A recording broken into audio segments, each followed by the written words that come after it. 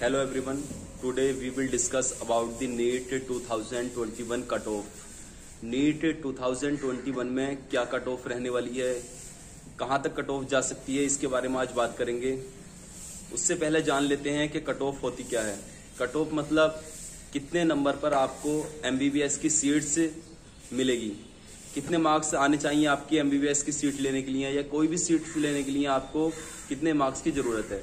तो इसके बारे में चलिए बात कर लेते हैं। आज सबसे पहले जान लेते हैं टोटल नीट 2021 के अंदर कितनी सीट्स अवेलेबल हैं।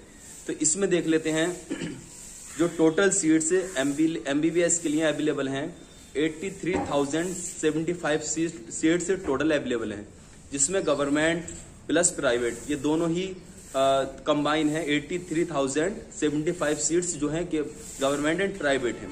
अब बात की जाए इसमें कितनी सीट्स गवर्नमेंट MBBS की हैं, तो देखिए गवर्नमेंट MBBS की सीट्स जो है अवेलेबल हैं 41,388 समथिंग, इसमें गवर्नमेंट MBBS के लिए सीटें अवेलेबल हैं। उसके बाद बात की जाए इसमें BDS के लिए कितनी सीट्स अवेलेबल हैं, तो 26,949 सीट्स जो हैं BDS के लिए अवेलेबल हैं। अब बात करते हैं इसमें ऑल इंडिया कोटा, क्योंकि MBBS में जो सीट्स भरे जाती हैं state level and all India quota के अकॉर्डिंग भरे जाती हैं। तो ऑल इंडिया कोटा की जहां बात की जाए तो ऑल इंडिया कोटा के अकॉर्डिंग 4,129 सीट्स जो हैं वो ऑल इंडिया कोटा के तहत आती हैं। मतलब 4,129 सीट्स ऑल इंडिया कोटा से ही भरे जाएंगी। अब स्टेट लेवल पे क्या रहता है, तो स्टेट लेवल की बात करते हैं। अगर MBBS की सीट्स स्टेट लेवल पर, गवर्नमेंट की बात चल रही, अगर गवर्नमेंट सीट्स स्टेट लेवल पर MBBS की देखे जाए तो 23,378 सीट्स जो है MBBS की स्टेट लेवल पर है। मतलब इतनी सीट्स स्टेट लेवल पर भरी जाएंगी। इसके अलावा अगर बात करें कि सेंट्रल यूनिवर्सिटी जो है जैसे AMU वगैरह हैं, तो इनका क्या प्रोसीजर है, तो इनके लिए कुछ सीटें हैं। इसमें 724 सीट्स जो हैं वो सेंट्रल यूनिवर्सिटी की हैं। मतलब सेंट्रल यूनिवर्सिटी की जो सीट्स हैं 724 ये अलग से भरी जाती हैं। इसके अलावा अगर बात की जाए टोटल MBBS की गवर्नमेंट सीट कितनी हो गई, तो टोटल हो गई 41,388 and total government plus private 83,000 something, इतनी सीट्स हो गई। इसके अलावा अगर बात की जाए इसमें क्या क्या प्रोसेस है, तो देखिए इसमें इस बार बच्चों ने जो फॉर्म भरा है समथिंग 16.5 लाख, मतलब समथिंग 16.5 या 17 लाख के आसपास बच्चों ने नीट का फॉर्म भरा है। तो अब इसमें कट ऑफ कितनी जाने वाली है, कितनी रहेगी, कितने सीट्स, कितने नंबर पर MBBS की सीट्स मिल सकती है, तो इसके बारे में चलिए बात कर लेते हैं। तो इसमें सबसे पहला आप देखें, इसमें पिछली बार क्या होता था कि 180 क्वेश्चंस होते थे 180 मिनट्स में। मतलब एक क्वेश्चन 1 मिनट के अंदर हमको करना होता है, एक क्वेश्चन के अंदर 1 मिनट का टाइम मिलता था।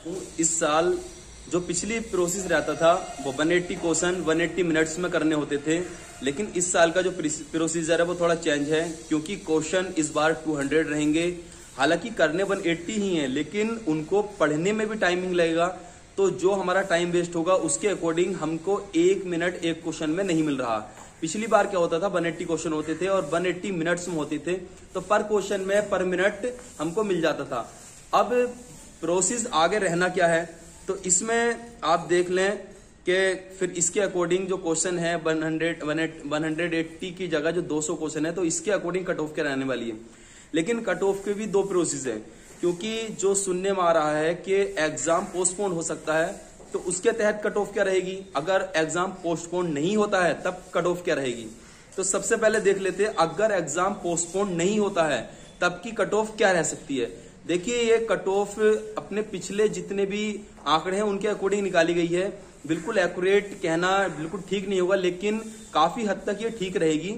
तो पिछले जितने भी आंकड़े थे उसके अकॉर्डिंग कट ऑफ निकाली गई है। लेकिन अगर नहीं होता है पोस्टपोन नहीं होता तब की बात है, तब कट ऑफ कितनी रहती है। तो देख लेते हैं, अगर जनरल कैटेगरी की बात करें तो समथिंग 600 के आसपास इसकी कट ऑफ जनरल में जाएगी। अब प्लस माइनस में 5 या 10 मार्क्स हो सकते हैं।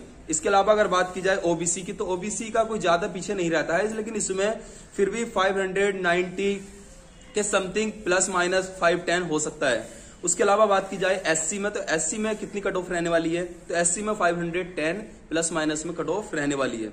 इसके अलावा एसटी की बात की जाए तो एसटी में जो है 490 cut off something plus minus 510 रह सकती है। अब ये कट ऑफ थी अगर एग्जाम पोस्टपोन नहीं होता है, तो अगर एग्जाम पोस्टपोन हो जाता है तो अब प्रोसेस क्या रहेगा उसके बारे में क्या है, तो देखिए जाहिर सी बात है वहां पर कट ऑफ चेंज जरूर होगी। तो बात करते हैं अगर एग्जाम पोस्टपोन होता है तब कट ऑफ कितनी रह सकती है।